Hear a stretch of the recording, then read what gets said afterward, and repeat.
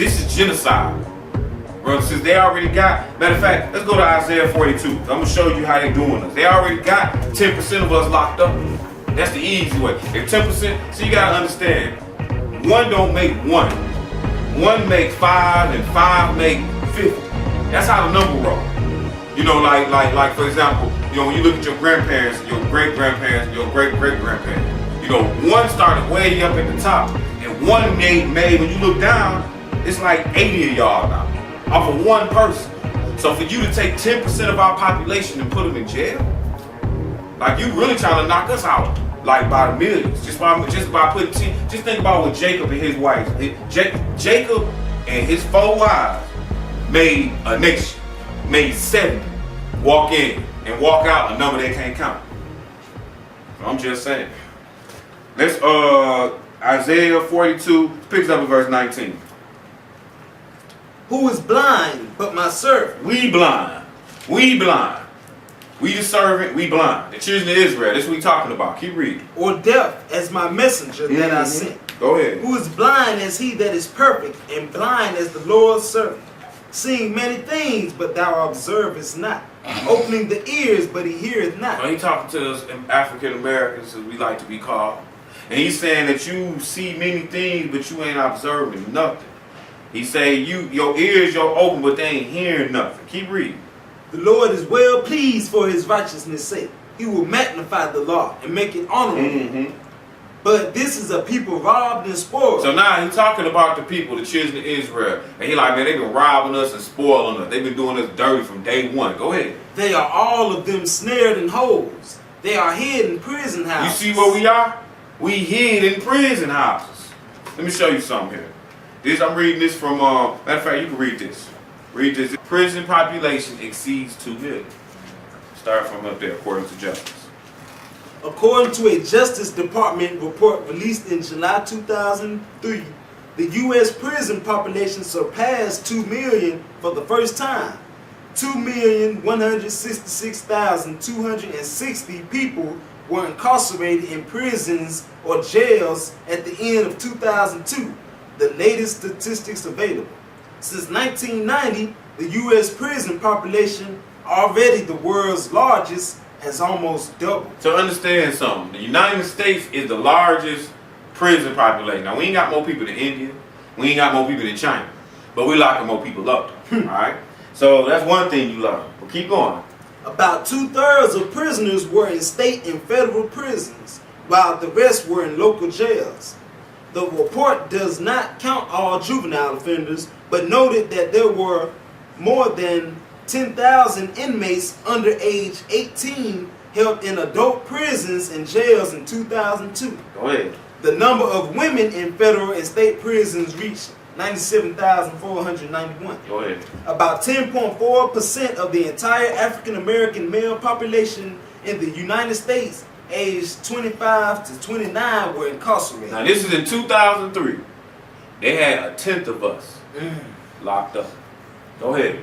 By far the largest racial or ethnic group by comparison, 2.4% of the the next group that come close to comparing to how much you locked up is the Hispanic at 2.4%. So 2.4% of the Hispanics population is locked up. Are they men population between the age of what's that? 25 and 29. Right, and we got 10%. Now come on, tell me something ain't wrong with that. That don't sound fair at all. Keep reading though. And 1.2% of the white men. And the white man who country this is, he got 1.2%. Come on. He barely locked up. And that same age group was incarcerated. According to a report by the Justice Policy Institute in 2002, the number of black men in prison has grown to 5 times the rate it was 20 years ago. Today, more African American men are in jail than in college. Yeah, that's sad. In 2000, there were 791,600 black men in prison and 603,032 enrolled in college. In 1980, there were 143,000 black men in prison and 463,700 enrolled in college. Y'all see how that did? Like at one point, we was only 100,000 people in prison, and 400,000 people was going to college. But what year was that again? That was in 1980. Right. But then, but 20 years later, we only added. We only added what? 2,000 more. Is that what we did? Added 200,000 more men to prison, and we added 600,000 more men. I mean, we added 200,000 more men to college and 600,000 more men to prison in that 20-year span. The 20 years, and what year did that start? That started in 1980. That's when the drugs came. That's when crack cocaine. That's what we talking about. Crack cocaine. Because the heroin, that didn't affect us like that. That was a setup. You know, in the regular powder cocaine, that was just getting us to the crack cocaine. When that crack cocaine came, then they made a law that the second time you get caught with it, you was going to prison for over 20 or 25 years. Yeah, they was trying to railroad. There's people still locked up on dope charges. They ain't doing nothing. They locked up on dope charges. Incarceration in the United States. Read that first paragraph right there. This come off Wikipedia. Everybody know about Wikipedia. The online, the World Wide Web encyclopedia. That's what that is. Wikipedia. Go ahead.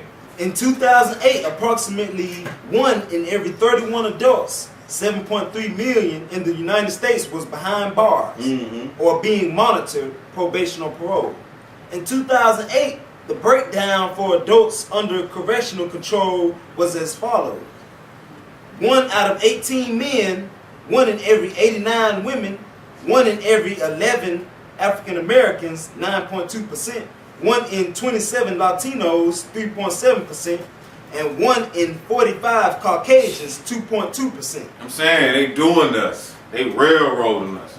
Like we got the highest number of, we got the lowest population, but we got the highest number of inmates. Watch this. Now we're gonna go to another part where it discuss race. But before we go to race, I just want you to hear these numbers. Go up here and read this part. Comparison with other countries. The United States has the highest documented incarceration rate in the world, 743 per 100,000 population. Russia has the second highest, followed by Rwanda. As of year-end 2009, the U.S. rate was 743 adults incarcerated in prisons and in jails per 100,000 population. At year-end 2007, the United States had less than 5% of the world's population and 23.4% of the world's prison and jail population. So basically what they're saying is we got a quarter of the whole planet. 25% of the people that's in jail is from America. And out of the people that's in jail in America, we holding down 40%. Watch. Go start reading this right here. Race. We're going to start seeing race. So think about what it said. This article is saying that in the whole world, we not the whole world population. It said we was what? 5% of the world, less than 5% of the world's population. But we 25% of the world's prison population. Then when you look at our prisons, we finding out, well, they locking up 10 out of every 100 black men. Out of 100 black men, 10 of you going to get locked up. That's what they're saying. Then they saying that if we birth, because the numbers was 600,000, and I think the other number, the numbers was 600,000 to 400,000. So what they're saying is, if we birth 10 babies, 6 of them going to jail. 6 men. That's what they're telling you. These are what these numbers are showing you. All right, now let's look at the race. According to the U.S. Bureau of Justice statistics, non-Hispanic blacks accounted for 39.4% of the total prison and jail population in 2009. Keep going. According to the 2010 census of the U.S. Census Bureau, blacks, including Hispanic blacks, comprise 13.6% of the U.S. population. So we 13.6% of the population. But at the same time, we 40% in the jails. And then, with us being 40% in the jail, that means that 4 out of 10 of the jail people is black. That's what they're saying. 4 out of 10, but we only basically 1 out of 10 in the world population.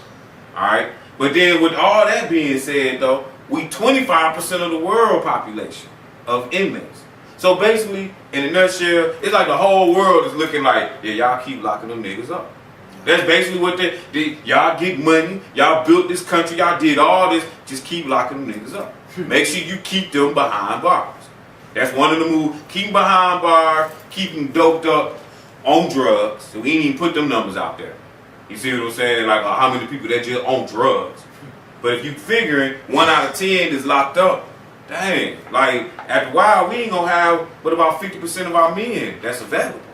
If you start talking about what you got going on out here, you got drugs and then you got homosexuality. Both of these things is being played and presented and brought to us, almost force-fed upon us.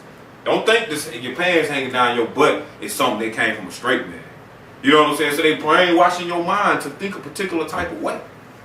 Let's get back into this book a little bit. Let's go over to Matthew 27. I want to show y'all what the children of Israel said.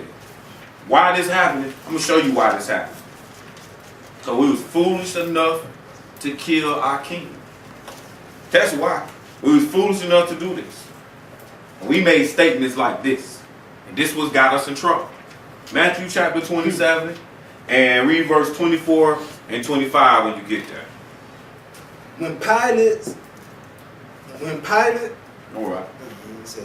24. When Pilate saw that he could prevail nothing, but that rather a tumult was made, he took water and washed his hands before the multitude, saying, I am innocent of the blood of this just person. See ye to it.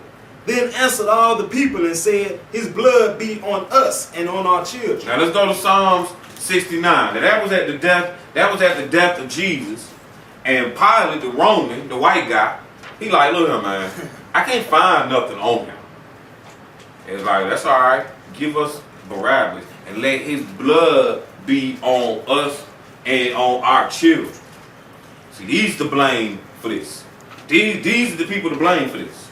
Let's go to Psalms 69. We're going to read verse 21. Because I'm going to show you what the Lord said about that particular. What he said about that particular. About us putting that blood on our hands like that. Watch what he going to say. Start reading in verse 21.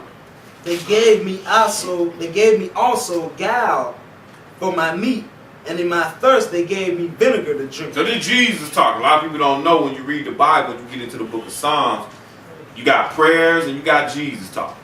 Sometimes you even got Jesus praying. You know, but this is what Psalms is. It's like Psalms is what we like to call around here your biblical reference book. You can find it all in Psalms. Alright?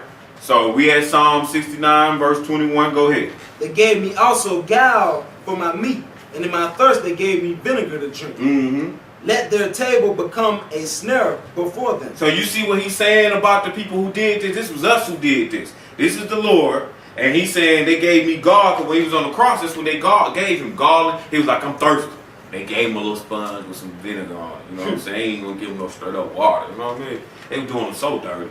So he said, well, let their tables become a snare before them then. Go ahead.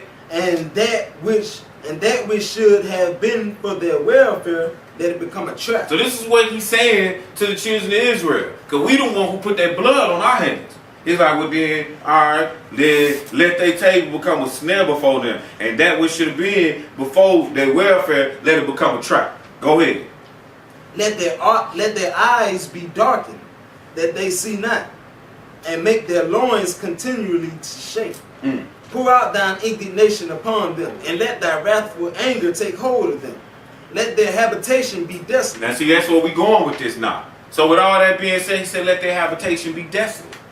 See, so the children of Israel, because we put that blood on our hands, because we treated him that way, so now he's saying, let what we stay belong to somebody else. Go ahead. And let none dwell in their tents. Right, don't let nobody live where we stay. None of us. Go ahead, keep reading. For they persecute him whom thou hast smitten. Mm-hmm. And they talk to the grief of those whom thou hast wounded. Go ahead. Add iniquity unto their iniquity, and let them not come into thy righteousness.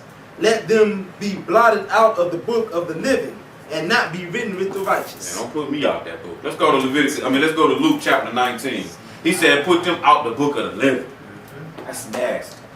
This is what happened to them who killed Jesus, and then their blood was on our hands.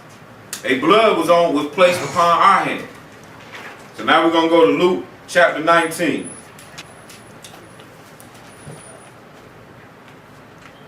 Luke chapter 19, and let's pick this up at verse 4th.